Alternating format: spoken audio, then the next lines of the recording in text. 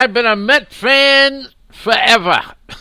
That's pretty bad, right? Since the days of Hobie Landreth, when the Mets took him as their number one pick in the expansion draft. And Casey said we needed a catcher. We needed somebody to catch the ball when the pitcher threw it. Okay, the New York Mets, 87.5. That's the over-under in Las Vegas. That's a tough nut. But why did they give away Zach Wheeler? I don't understand. They gave away Justin Turner. Forget about it, man. You're a Met fan. Cespedes is chasing wild boars, and this show is going to be a wild boar unless I get down to it. 3-1 to win the National League East, approximately 3-1. 7-1 to win the World Series. I'd stay away from both of them. Still can't figure out the Robinson Cano deal, but we'll see about that. At catcher, Wilson Ramos getting the blame because Noah Syndergaard can't hold a base runner. Unbelievable with Noah Syndergaard. He can't hold a base runner. Okay?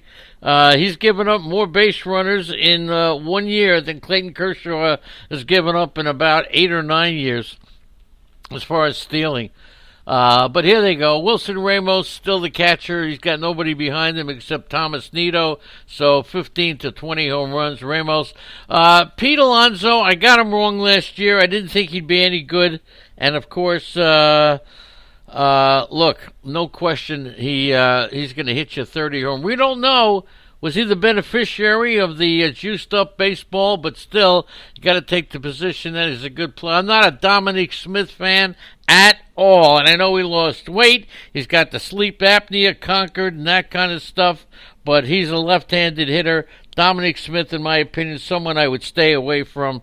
Ahmad Rosario is going to be a star, and I'm still campaigning for him to bat at the top of the order if possible.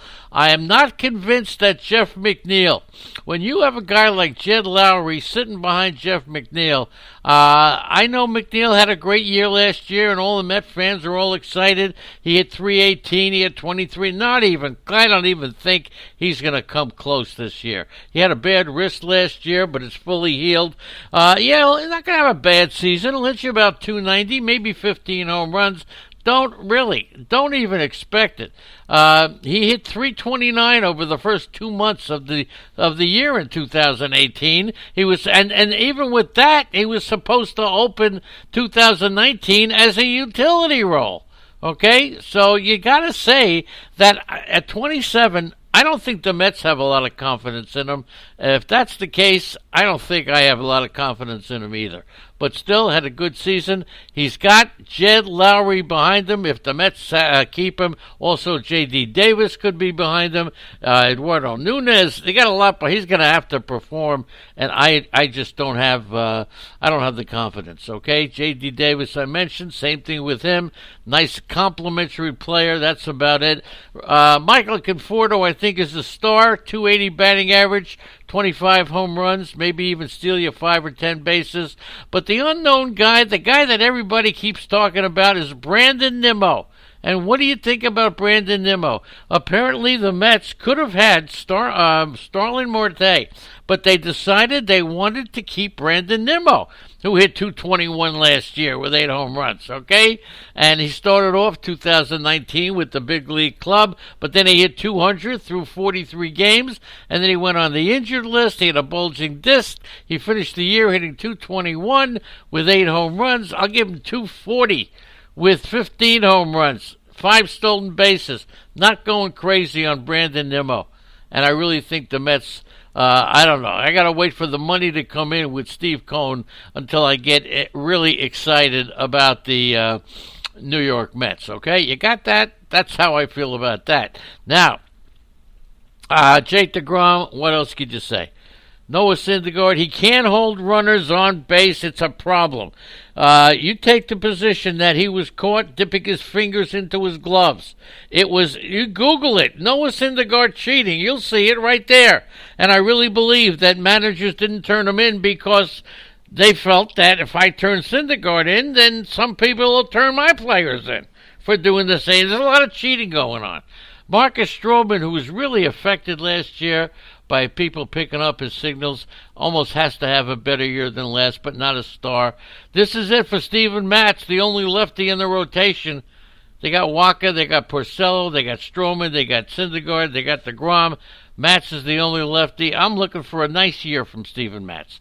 Looking for Steven Matz. Go the extra dollar for Steven Matz if you want. I mean, I just, and I still don't understand why they gave away Zach Wheeler, who I think is going to be this year's, I'll say Garrett Cole, but not going to be the best pitcher. He's going to make the biggest jump of any pitcher, but we'll talk about him when we talk about the Phillies. Edwin Diaz, I got to tell you, I'll go along with some of the experts who've seen Diaz. He's got tremendous ability. Craig Mish and I both heard 2 years ago from players in Major League Baseball that he didn't have an idea where the ball was going. And maybe that scared a lot of hitters. Maybe it did. Hitters didn't want to get into the batter's box, plant in, knowing that Diaz had no freaking idea where the ball was going. And maybe it didn't work last year, okay? The fear factor was taken away. I don't know. There is some that believe that he's going to bounce back and have a good year. I would certainly put an extra dollar on him. It's a very good chance that he will. Dylan Betances, look, if he could battle all the injuries, Justin Wilson, Familia, they got a pretty good bullpen. But it's all under the heading of if. So attack this accordingly. All under the heading of if. I would put a dollar extra on Diaz because I just got that funny feeling. I have nothing to say about Michael Wacha, nothing to say about Porcello. That you don't ordinarily know. Now, the minor leagues for the Mets. And I saw Andres Gimenez play in the Arizona Fall League. I saw him this year, number of games. Not impressed with anything that he did. And I take a look at his numbers. Yeah, he stole bases, but you see how many times he got caught stealing? I don't have it written in front of me, but I will tell you right now that he did not have a good stolen base percentage. I don't think he'll be anything. I think the Mets will include him in a deal. Where he goes, nobody knows. Ronnie Mauricio. I've never seen him play, but I've read a lot about him. I've talked to people about him. He's a big kid, maybe too big to play shortstop.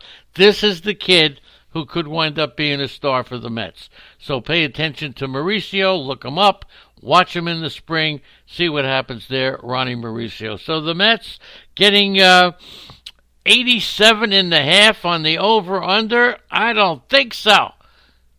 But have fun with guys like, I didn't even mention, you notice I didn't mention Robinson Cano? I'm a Met fan. I can't do it. Michael Conforto's my main guy. Ahmad Rosario, if I left him out, I mean a star.